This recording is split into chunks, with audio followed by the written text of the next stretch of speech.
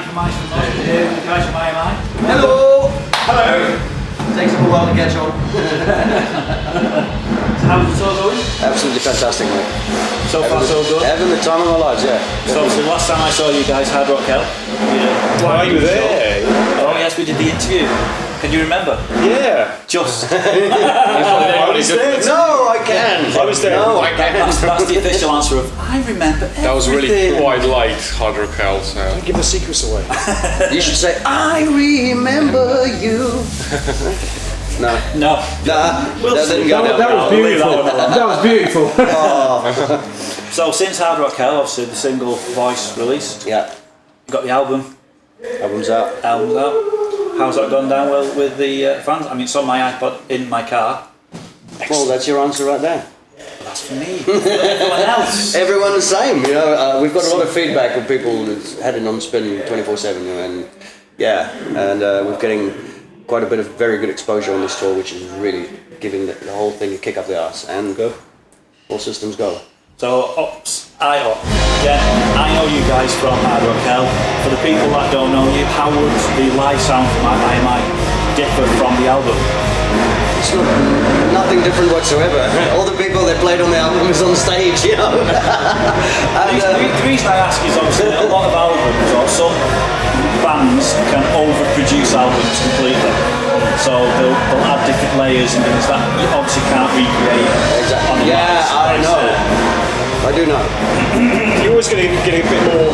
We won't go down that Well, road again. we have a Japanese keyboardist that steps in every now and then, called Akai or Yamaha or whatever. But yeah, that's the only thing added to our show is a bit of underlying keyboards, you know, to fill the gaps. And other than that, what you see is what you get. It's obviously there's a lot more kind of push and pull and a bit, you know, live things are totally different to record anyway. It's three-dimensional. Yeah, I mean, obviously, Three-dimensional. obviously you're going to play off the crowd as well. Of course. Well, we get the crowd involved. It's a show. It's really. I mean, any record, it's probably going to be pretty different to live unless you're Kraftwerk or something. It's a different thing entirely. It could be. I mean, obviously, there are bands in the past who've recorded their albums as the live sound. So they've just gone to the studio, put everything in, and done it one take, off you go. Now you can't get better than that live sound. Yeah.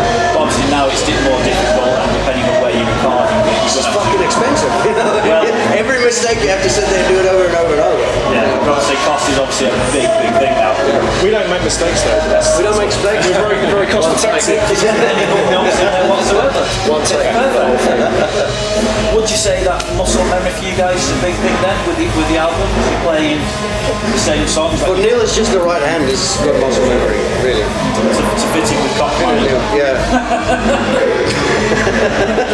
I'm getting a stare of death. It's worse than that. You're going to run out and beat out the quick one now. This is the right place now.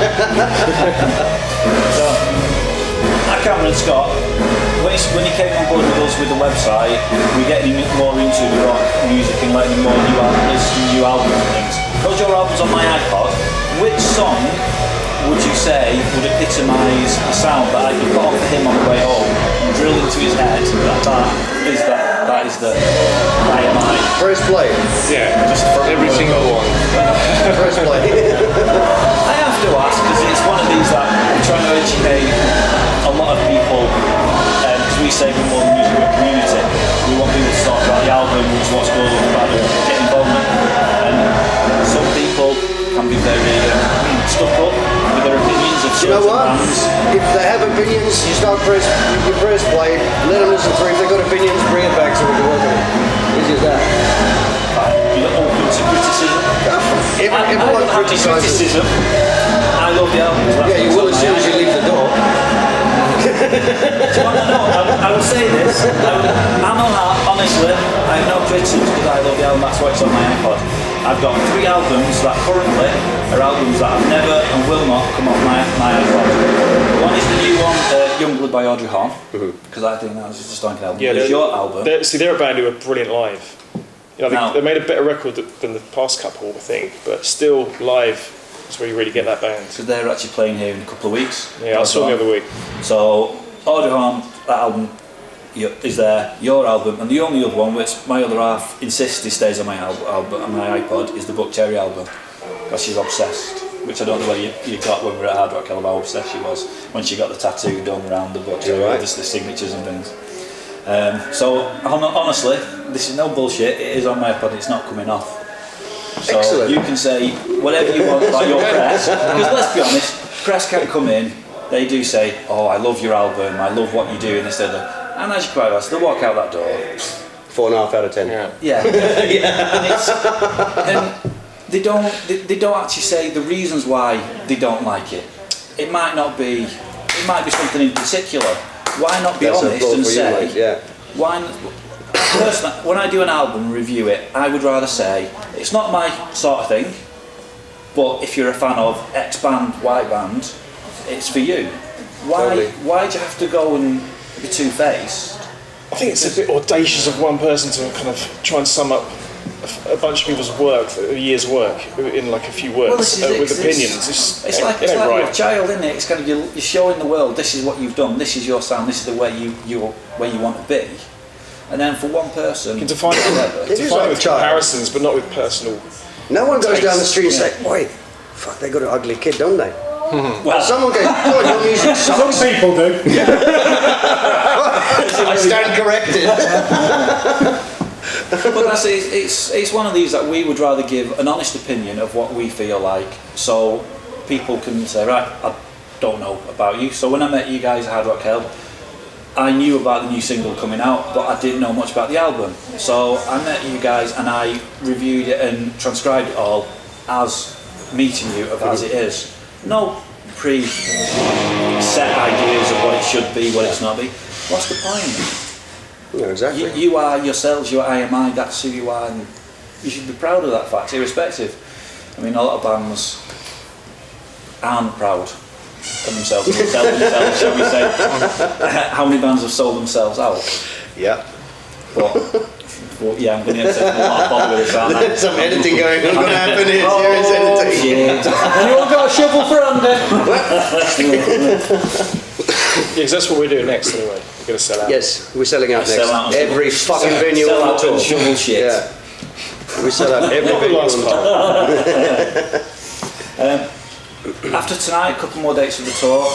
Then what's the plans for the rest of the year? I know you've got Download coming up, Exactly. which So it's I am download actually going to be in there. I'm not as press, but I'm going to be. You're going to be a punter?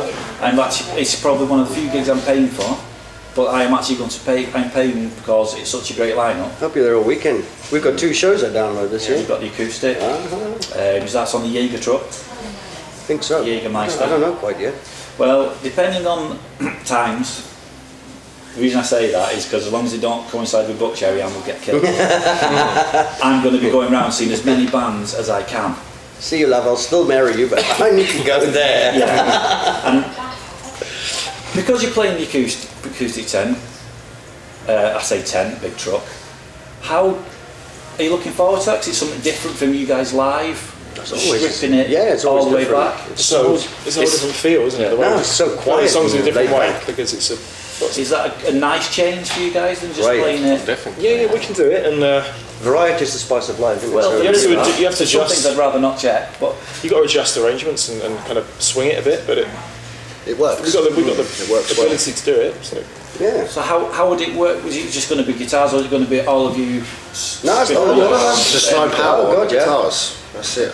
The reason I ask is when I went to Download a couple of years ago with Skindred playing, Benji stripped it back with one guitar. No, we can't So I go. was just curious how you It's guys. got to be all of us. All or nothing. All for one for We all. actually can play. There's nothing to hide behind on the few sides. Even acoustic. So after Download, any other plans? we Constantly got touring with the album. we got a lot of stuff lined up. Anything that won't get me in trouble? Yeah, we're actually shooting off to Italy in the beginning of May All right. for the first time across the borders, and yeah, we're really looking forward to that. It's going to be really Headline tour. just a couple of headline gigs. Yeah, we're going to test the waters, inform people of us being around and being. And, Well, we have some good friends in Italy. well, there you go. One band called Kane, Uh-huh. who we met at Hammerfest, who we've befriended and we're very good friends with. when this interview's sorted and it's up online, I will send it to them so they can send yeah, it to all please do, Kings of Italy. For the couple of dates, do you know where the dates are off the top of your head? Milan. Milan is Ornavasso is 3rd of May. the second one. I know that. Say again? Ornavasso. Ornavasso, yeah, it's the second. So it's Glad the you 3rd said and the that. 4th. 3rd and the 4th of May, and yeah. Right. Because like I said, I will spread the word to get as many people. I'm assuming tickets still available. It's not sold out as yet. These venues do free entry, so just really? turn the hell up and come enjoy it, man. That's a novel concept. That's a very novel concept. How many places have you guys played apart from the odd charity gig? They sell a shitload of booze, so it's all, everyone's a winner, you know, at the end of the day. Bring it on. True. And your ride is full of the beer. Hey. Everyone's As I can happy. see with As long as we're happy, everyone's happy. That's well, it. this is it. I mean, again, if you guys are happy with the way everything is, the setup and everything, you're going to give a good show, aren't you? Totally. And the fans will always come back for more because at the end After of the they've day, seen this, trust me, they'll be back for me. is it a different sort of thing from Hard Rock Hell, or is there some surprises that I'm not? Well, it's not aware the of? 2 a.m. fucking last 200 people that couldn't be bothered to go sleep yet hanging around. You know, this is while people are awake and their senses are tapping and we're tapping in there and yeah, give them what they came for. Cool. That's a perfect end to an interview, in my opinion. Scott, as you are not aware of the guys in particular, have you got any questions that I always interact with my cameraman for the simple reason? Scott, You've got nothing to ask us, so you... No, it's not that. Right, there's a reason. Till Scott went to Hammerfest with me, it was his first festival.